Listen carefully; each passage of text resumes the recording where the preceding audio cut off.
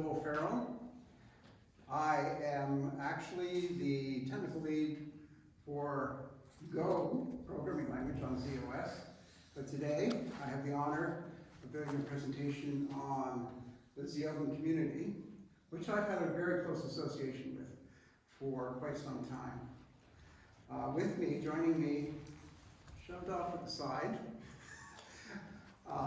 we also have Igor Todorovsky, who works with me in Toronto, Canada on the Open Community Project, and Haritha from India. So for Igor, it's 5 in the morning, and for Haritha, it's 3:30 in the afternoon, so we are definitely spanning the globe here. What I want to talk to you about is this wonderful project that we have called the Open Community.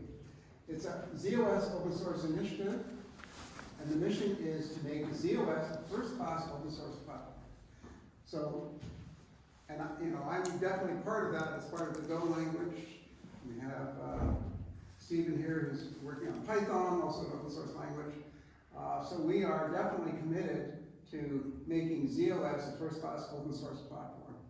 And in particular with this project, we have been graciously invited to be part of the Open Mainframe Project, which obviously with the name Open Mainframe Project, we share the same goals of making ZOS an open platform. There are over 200 projects on the zopen community, all on GitHub, so this is all completely public, and everyone is invited to participate. It includes projects like Git, Bash, curl, vim, OpenSSL, and many more. Now, you may have been able to use Git before, you may be been able to use Bash before, but those particular implementations weren't necessarily current. Maybe they had unfixed vulnerabilities. So what this project attempts to do is to have all of these tools, in fact there's 200 projects in total, but we want to have them current and with vulnerabilities fixed in a timely manner, and to invite participation from the community as a whole. Everything is hosted on GitHub, including releases, issues, and discussions. One of the cool things that Igor and Haritha have done, and others, is to have a fully integrated CI/CD pipeline. So if a pull request is put in, because somebody wants to put in a fix or a new project or whatever, there's a GitHub action that's going to spin off a build. We're going to use a common build framework and build that automatically. And if it goes all the way through, and you can see here, we're going to talk about Zoslib and how it supplements the ZOS runtime, LE runtime. If it goes all the way through, we'll get through right through to a release, if there are no issues. Fully automated CI/CD pipeline. The build framework is designed for efficient porting. So every project, and you'll see this in the demo, every project includes a build configuration and patches to enable it on ZOS. So the desire is that when you port something to ZOS, anybody, whether it's us or somebody, a member of the community, that when that is enabled on ZOS, we will then take those fixes and do a pull request on the original project, and if it's accepted, then that will be supported by the tool itself. But until that time, because there could be a time lag, there will be, on this build site, there will be patches that can be included into the build so that that will fix up any problems with for the COS build. And that goes in automatically. We're going to leverage the existing tools from the zopen community. So our build system is built on our own stuff. We drink our own champagne. And we're going to leverage the Zoslib library. So this is what I call the secret sauce of the zopen community, the Zoslib library, which makes our system calls and interfaces to ZOS much more, let's say, consistent with what people, with what other tools are expecting that are not built for ZOS.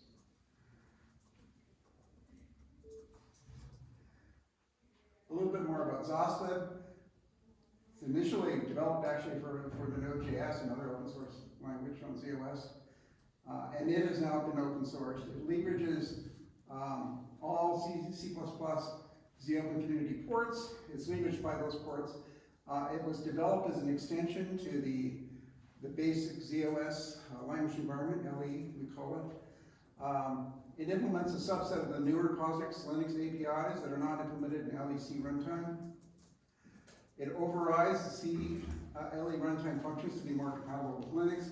And very, very important, it implements EBCDIC and ASCII file tagging APIs, code page conversion, etc., all the stuff you need to deal with in the EBCDIC world, with tools that were designed probably for an ASCII world.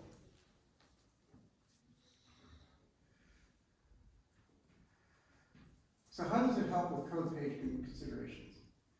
It overrides the zopen and cpipe calls to tag newly created file descriptors, controlled with this environment variable, but you don't need to change your source. It does the overriding automatically. It tags standard in, standard out, standard error as appropriate, and controls how untagged files are read. Again, controlled with environment variable. But you don't need to change your source. It just works automatically. A little bit on the CI/CD pipeline. Again, automated builds.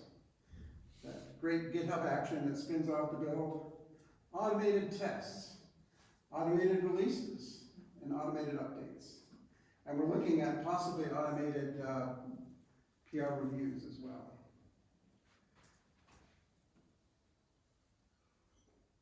Now, at this point, Igor has kindly and Aretha have kindly recorded a demo I'm going to show you as a video, but they are live and they can answer your questions live as well. So we're going to see a little bit of a video on how to get started in the world of porting these tools in order to participate. Of course, you can just use them, that's okay too, but we're trying to encourage people to participate with the porting.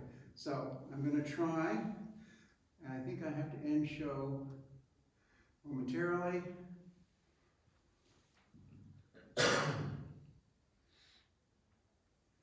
Find my video.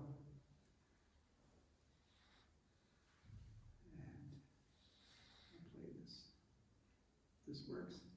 No. So you can take advantage of the zopen community set of tools to be able to make your first open source contribution to the zopen community or to ZOS in general. So first we're going to take you through our website. Our website is zopen.community, so you can type that in your browser. And when you enter our website, there's really a couple of ways in which you can get involved. So first you can start by installing our tools, taking advantage of our zopen package manager. So we do actually recommend this as a first step prior to getting involved and contributing. Because many of the tools that you'll encounter as you port to ZOS require the tools that have already been ported through the zopen community. So we do encourage you to install that first. If you're interested in that, we again have a session tomorrow that talks about how you can leverage the zopen community tools. Okay, so let's talk about how you can collaborate and contribute via zopen, starting with our website. So we do have a couple of links here. But really, the best way for you to get started is by taking a look at our porting guide. So that's available through our contributing section. So if you're interested in getting involved and starting in how to port a tool to ZOS, take a look at our porting guide. It goes into a lot more details. Aretha will be covering a lot of this, but if you do need a refresher after this session, please take a look at this. Now, if you're interested in figuring out, how do I get involved? What tools need porting on ZOS? So one great way of doing that is by taking a look at our available tools and then our current status. So one of the things you'll notice here is that we've already ported many tools, but they're at varying statuses, so the quality of the tools varies per tool. So this bar chart here, this horizontal bar chart, outlines the quality of each of the tools based on the FAT tests that are run. So as you can see, many are 100%. There's others that require a bit more work. And there's some that we have actually skipped test cases, which mean that either the test harness itself needs to be ported to ZOS or has issues running on ZOS. So this is a great way for you to get involved and start contributing today.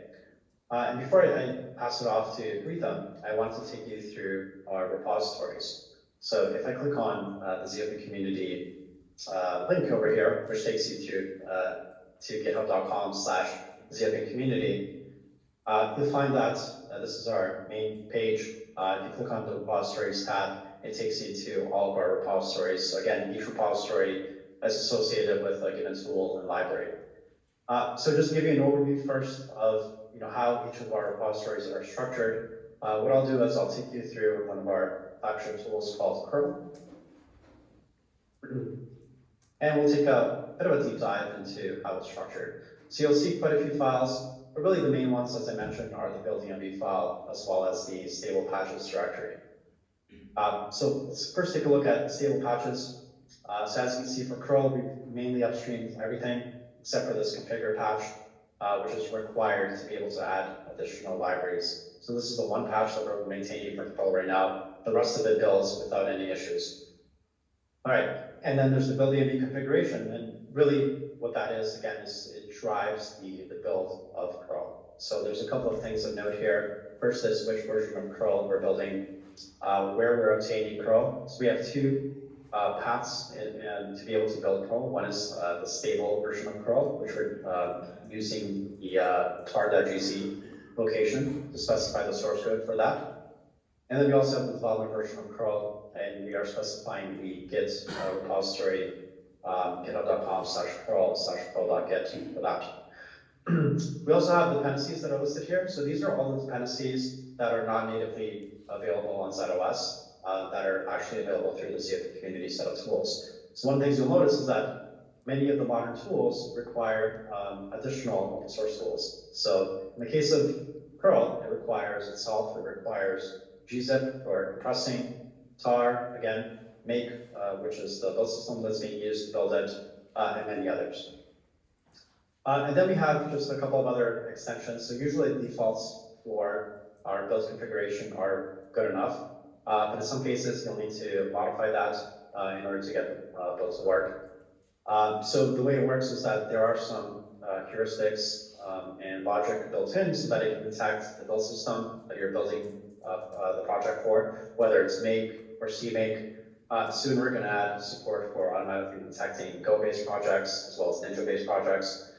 But in this particular case, we're just modifying a couple of things, adding in the library options for curl, as well as the include paths. We're also telling you that we want to use the client compiler when building, when possible. And then we have a couple of things like, how do we extract the test results for curl?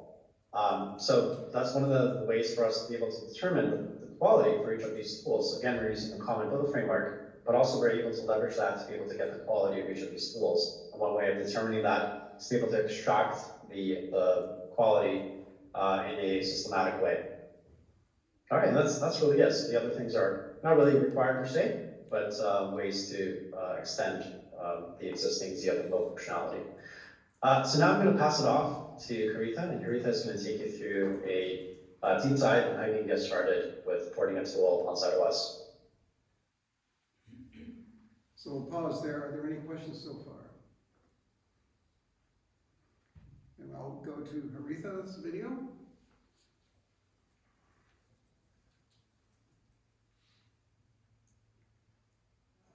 Okay.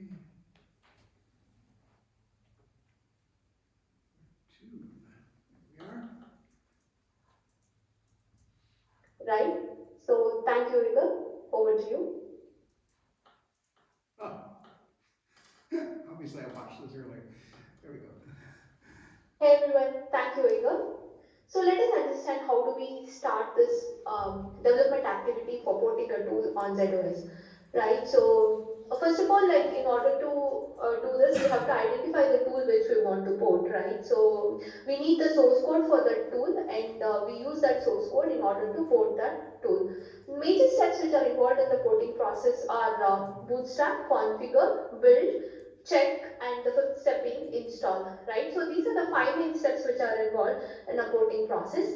And in fact, like the Open framework has made our life easy, where it reads just one configuration file, which is called build.env, and this file tells the framework as to what are the commands or the scripts which has to be run during each of these five steps, and what are the environment variables which has to be ready during this porting process, and all of it, right? So that is what we configure in the build.env and provide that as an input to the Zopen framework, and Zopen framework just runs these, has the automation where it runs these five steps, and if it has a successful build, then it will install it as well, right? So it will, once it sees that the number of test cases which are passed in the step 4 is like, has around it reached 80%, 90% based on an input, then it will install this tool as well on ZOS. So, but in to write this build.env file, we have automated this by using a command called generate, where you run zopen generate, and then it will, based on the questions which it prompts, we provide certain inputs, and based on that it will generate the build.env file for us, which is further leveraged by the zopen framework in order to build the tool and port this tool onto ZOS, right? So basically, now I will show you how do we run the zopen generate command. This is the very first step, which is, required in order to port a tool, and then further we, once the zopen generate is complete, we run the zopen build on the generated directory structure, which also has the build.env file, and then once we run the zopen build, if this all the steps are successful, then it will install the file the tool automatically on ZOS. So we will see all these like zopen generate and build, along with how do we contribute these changes back to the community if the porting is successful, right? So for now, like I was mentioning, I have identified a tool called which is used to find the location of an executable on ZOS. So we do not have this currently. So I have also found the source code location for this tool, which is carlowood.github.io/which. The source code is in the tarball format here, and there is also a GitHub repository for this, and this is the GitHub repository, and it is under the GPL 3.0 license, right? But for the porting process, I will use this source code. So if I right click and say copy link to address, I would get this link, and then I would use this for the porting process, right? So let me share my terminal, and I will show you how to run this zopen generate command in order to get this directory structure and further run the build on it, right? So let me create one temporary directory called test.gsc, and I'm going to go to this test.gsc and run the zopen generate here. Basically, what I've done is I have installed the zopen framework on my system, and zopen framework provides me the zopen generate capability and also the zopen build capability. There's a session tomorrow which talks in detail about how do you install the zopen framework on your system from the meta repository. So I assume that you performed those steps and configured it, and with that now I will run the zopen generate command under the test.gsc directory, right? Now, what is the project name? Like we have identified, my project name is which, right? And what is the description? Which is a utility which is used to find the location of the executable on an OS, right? So that's my description, and there are many categories under which any of the tools falls. So this tool called which falls under the core tools. That's what I feel. So I've added this as a core tool, and like I was mentioning earlier, this is the GPL 3 license, right? And I've added that, and I have fetched the location of the tarball from my previous URL there. So this is the location of the tarball, And any of the tool for it to build on any platform, it will have dependency on several other tools and also few libraries, right? Like Igor was mentioning earlier, ZOSLib is one of the very important libraries, and since it is in a tarball format, we will also depend on tar and gzip along with make and m4 macros for the build, and curl for downloading this, and set and grep and core utils in order to leverage these core utilities, right? And set and grep commands when during this in the scripts for this tool, right? So I'm providing these as the basic dependencies. And dev line, for now I have provided the stable build location, so I'll skip the dev line related stuff, but otherwise you can provide the git location which I have showed you earlier here, along with the dependencies for this dev build. Generally git is also one of the dependencies because we are going to clone those, right? If we are going to get it from the git repo there and clone it, so git would also be a dependency along with the automake, autoconf and all those auto tools also, right? Because it is from the Git repository, but I'm not providing all those, I'm skipping it for now. And since I've provided only the information related to stable build, I'm providing it as a stable build, default build line as a stable build here. And I don't see any of the runtime dependencies as of now. So there we go, the which port. We see that there's a directory called which port which is generated, and this is the basic directory structure which is needed by the zopen build framework, right? And majorly it depends on this build env file, which is a configuration file where we provide the details about the stable URL, dependencies, build line, categories, and all of it. And like Igor has explained earlier, we're going to just skip this check results and get version for now since we know what it does. So I'm going to run the zopen build command on this which port now. Zopen build with the verbose enabled. I'm going to run this command. Sorry, there's a typo. Zopen build, right?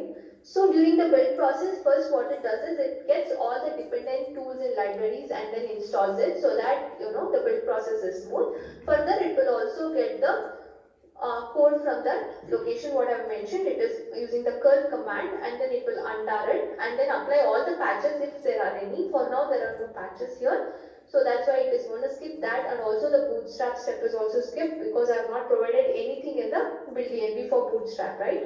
So it is continuing with the configure since it found a configure file, and then it will also build it, right? So once the configure is complete, it will if it is successful, then it will go to the build step, which is the third step, right? And once the build is also complete, it will go to the check step, and once the check is successful, it will go to the install, right? So it will install the tool on your operating system. Now we see that the check is also completed and the install is also completed, right? So let me see if which is working fine now, right? So like I was mentioning, meta file November is my root location, so which is installed here. So let's see if we can find the location of any other tool here, which curl. Wonderful. So it is giving me the location of the curl executable as well, right? So you see that it is installing to the meta file location here. So we see that which is pointing to that only. Okay, so let's see how do we contribute it back to the community, right? So I will show you how that I will create a repository in my profile, and then you can do that similarly under your profile and contribute it back to the community. So this is where I go here.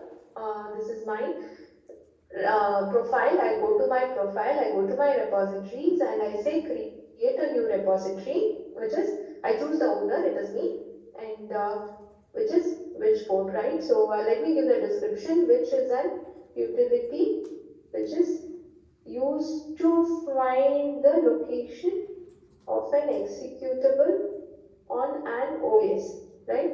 So that's my description. I've made it public, and I'm also going to add a readme for now, and then I'm going to create a repository here.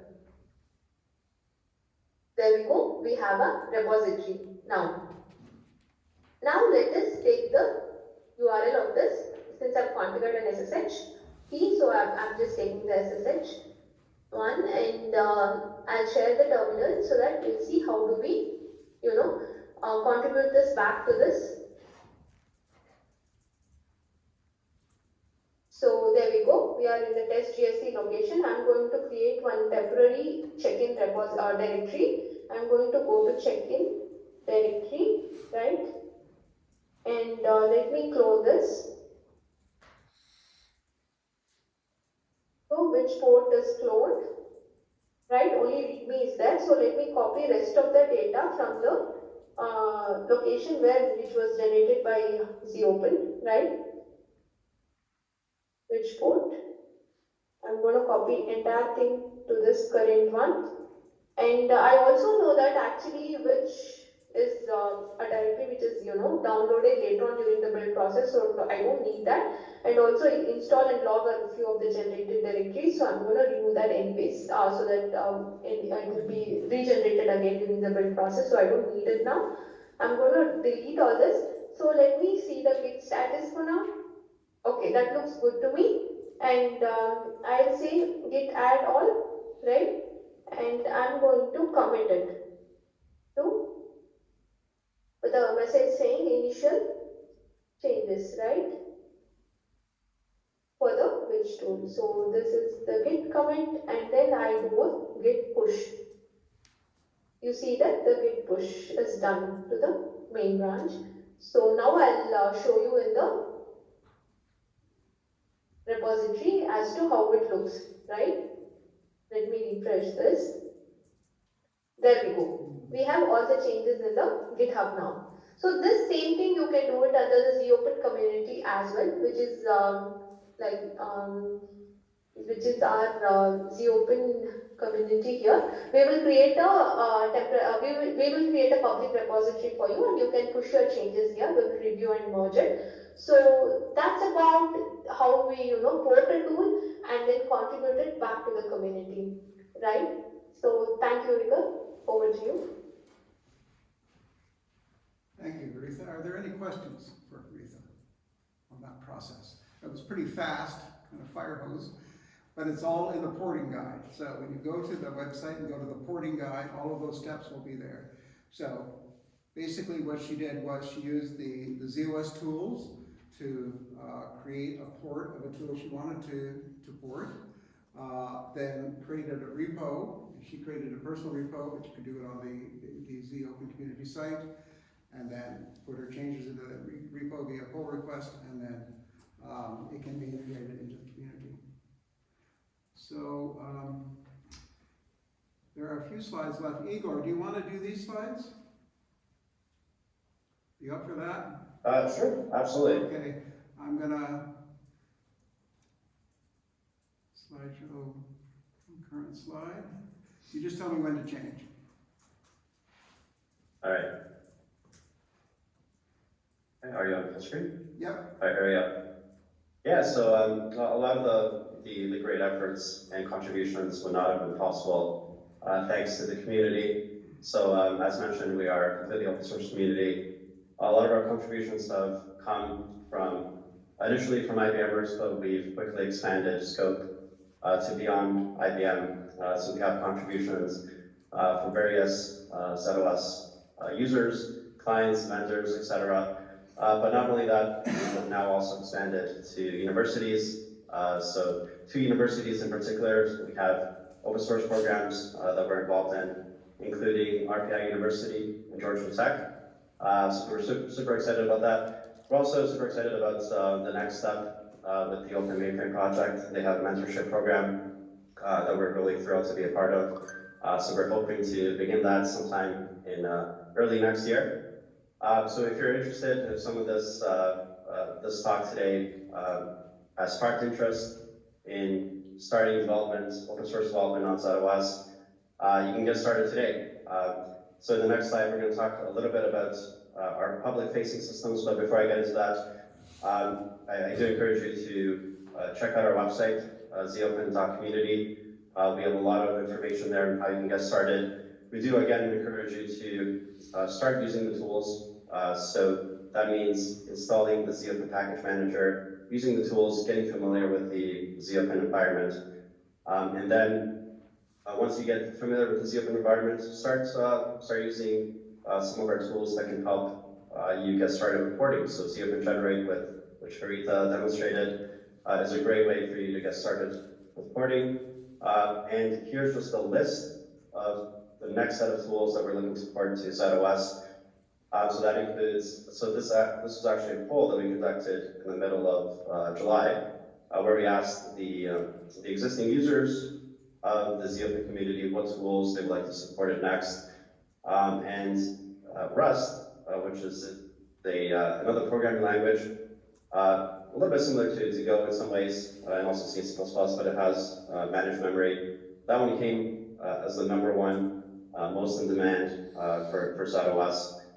Fortunately, there is a team in IBM that is working on porting Rust as well as LLVM and making that source code available upstream. So the next set of tools that we're looking at includes core utils. So we've already exposed many of the utilities under the core utils package. So they include tools like CAD, LS, etc. There's still a few that are missing. And one of the other things that we're looking at is adding some of the existing functionality under the /bin native tools and providing them under the core utils. So we're looking at that next. If you're interested in working something that's high in demand, high priority, this would be a good one for you to look at next. So we're also looking at potentially adding in editors like NeoVim. So we've already ported the 3 main editors, 3 main CLI editors, including Vim, Emacs, and Nano. NeoVim has, I think, become probably the de facto standard editor in Linux. I think it's overcome Vim in terms of popularity. We have a build of NeoVim, but it is at a point where it's not entirely functional. So we're trying to get the performance up, get the functionality up so that users can use NeoVim. And if you're interested in what NeoVim provides over Vim, one of the main things is that it provides multi-threaded support. Vim is running essentially serially or synchronous, so it doesn't have the ability to have multi-threaded plugins. And on top of that, it also has LSB support, which allows you to do things like autocomplete, a lot of things that you'll be familiar with if you had used Visual Studio Code. So it provides that capability, which is now which is also provided in Vim, but it's not as performant. So this is just a quick list of the tools that we're looking at. If you want to learn more about them, we do have a page in our discussions. And we also encourage you to take a look at our github.com /org/zopen community discussions page, where we have a lot of opinions and thoughts that come in from various users, etc. It's a great way for you to get engaged with the community, and a great way for you to learn about what's needed in the zopen community and how you can get involved. All right, so can we go to the next slide? All right, so the other thing I wanted to talk about is, so one of the key impediments to getting open source contributors involved in ZOS is the lack of availability for ZOS systems, right? So in order to be able to contribute to ZOS in an open source way, you need to have access to ZOS. And we do acknowledge that some customers do have access to ZOS, but they may not necessarily have the ability to do open source development on those systems. So we, as part of an IBM initiative, we are providing public-facing ZOS systems for the purposes of open source development. So if you're interested in developing for an open source project for ZOS, this is a great way for you to get involved. We do have a sign-up form, which we can provide links to in a bit. You can also find that sign-up form in our zopen.community website. It's available under one of these sections on the left. And the other thing that we're providing this ZOS public-facing system for is the ability to integrate CI/CD pipelines for ZOS. So let's say we've upstreamed all of our changes to curl, and curl already has a regression pipeline that's testing across a variety of platforms, whether it's Linux or Windows or Mac.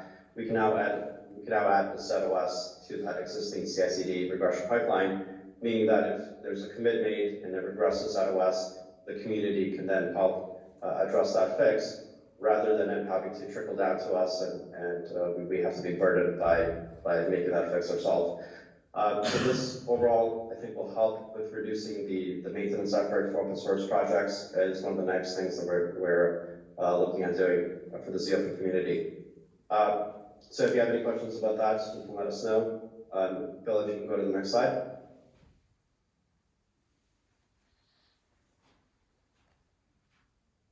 Okay, so we're missing the emails in this one, but you can contact me at itodorov@ca.ibm.com, also Haritha.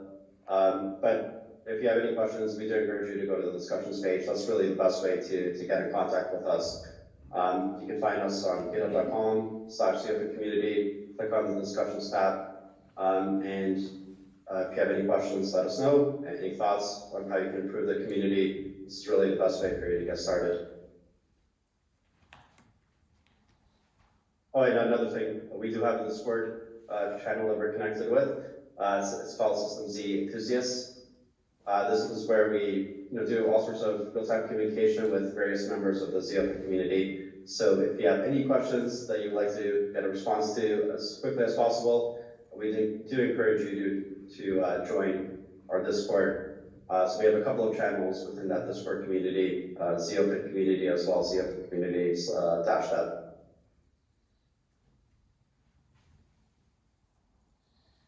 All right, so if there's any questions, then. Yes. That ZOS environment that we can get access to, is that available for anybody? So Igor, the question is that ZOS environment, is that available for anybody? Yeah, so as long as you meet the criteria of the project being an open source based project, so whether you're porting a brand new project or developing an open source project that is specific to ZOS and ZOS Phoenix, then we could definitely get you involved. What I would encourage you to do is fill in the form, and again, you can find that in the zopen.community website under a particular section. Let me just look it up. Community. So it is under contributing.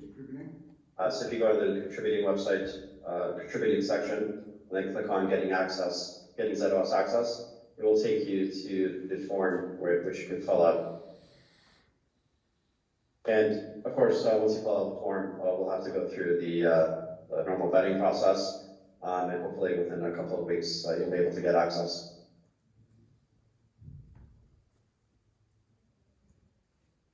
Yes. How is the cooperation between universities and Open Mainframe Project looks like? What's the requirements for universities to be enlisted in the member list, and what is benefit for the universities doing that? So what is I'm going to repeat the question, hope I get it right. What is the level of cooperation between the universities and the Open Mainframe Project? And how does that get started, and what is the benefit to the universities? So if we're talking about our historical presence with existing universities like Georgia Tech and RPI, they're distinct programs outside of the Open Mainframe Project. We actually just recently joined the Open Mainframe Project as of a couple of weeks ago. It was announced in the Tech Exchange. But with those universities, we have existing contacts that we're working with. They have their own open source programs where they try to encourage their students to do development in source. So there's a variety of projects that they can choose from, and the zopen community is one such project that they can choose and work with. So we've been involved with RPI University with their ARCOS program for a couple of years now. Georgia Tech, we started in the middle of this year, in the summer of this year. We're hoping to repeat another session with Georgia Tech next year. So they have a summer program that's dedicated to open source development. And next year, we're hoping to get involved with Open Mainframe Project through its mentorship program. I think that one in particular is not necessarily associated with universities. And it's going to be our first time engaging with Open Mainframe Project on that. But I think the way it works is that interested developers, open source developers, register their name, and then we would have to vet or go through the resumes or CVs, and then we would choose or select candidates to get involved, and then they would work with us for a certain duration, and hopefully can make some good contributions to the ZFN community. So I might add a little bit to say that my experience with students is that they are just chomping at the bit to make contributions to open source projects. And here we have, and often it's hard to find the appropriate project to make a contribution, especially when you're starting out. Here we have a plethora of projects that we need help on, and yes, they're on ZOS, but they're open source projects and they can get access to ZOS, and they should be very familiar when they get onto ZOS because it's very Linux-like when they start. So here's an opportunity for them to make a real contribution. Looks great on your resume, by the way, and it's a great program for the universities to make sure their students are being involved in real-world technologies.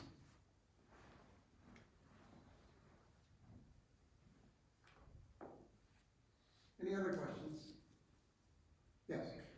So, if I see it from a maintainer of a project, not a mainframe related project, but an open source project in general point of view, this means that to maintain also a mainframe version of my project, I should start to get access to these environments and do some stuff which I'm not very familiar with. Is there an easier path for open source maintainers that want to also support mainframe? So I'll summarize your question. So we have someone who already maintains an open source project on potentially many platforms, but probably on Linux. And is there an easier path for him to start to get his project available on the mainframe, on ZOS? And I guess, Igor, we thought that's what we were doing. If you want to comment on that, Igor. Yeah, I mean, the whole idea behind the zopen build framework was to really to simplify the porting process. So rather than having to figure out, okay, which build system do I need, how do I tell the package that these are the build dependencies that are needed, or in some cases, their build dependencies may not even exist on ZOS, and instead of focusing on porting the application itself, you end up going through a rabbit hole and porting all of the other dependencies. So really the whole idea behind the ZOpen build framework is that you can leverage the existing work that has been done as part of the ZOpen community and use a lot of the infrastructure to be able to just focus on porting the application. Then we also have the ZOS lib library, which, as Phil mentioned, it bridges the gap between a lot of the missing functionality in the C LE runtime and adds a lot of the missing POSIX functions. Deals with a lot of the common mishaps of EBCDIC and ASCII that you'll come across with ZOS, and it kind of does that all for you, so that you don't really have to worry about that when you're porting your application. You're just worrying about the application logic and fixing that. So the whole idea behind the Open build framework is that you just focus on getting that application ported to ZOS. You don't have to worry about the extra fluff outside of that. But again, if you don't want to use the Open build framework, you don't necessarily need to do that. If you want to get involved in open source development, you can make the tools available to yourself and use the standard methods of building these tools. So a lot of the tools that we build use the UMate build system. Go has its own build system. And a lot of the modern tools are leveraging other build systems, whether it's CMake. CMake actually generates as output other build system format files, but there's also Ninja and many other build systems. So the Open Build framework also tries to abstract a lot of those details out for you, so that you don't necessarily have to figure out how the build system works. It kind of detects that automatically for you. So you can get involved, by manually porting the tool and reading the documentation, but it may require a little bit more effort on your end than relying on the Open Build framework. And I'll plug Go. 85% of Go applications work out of the box without having to port them. And for those that need some help, we have a tool that can automatically port most of the rest. So also the ability to have a ZOS machine as part of your CI/CD pipeline can greatly assist you as well.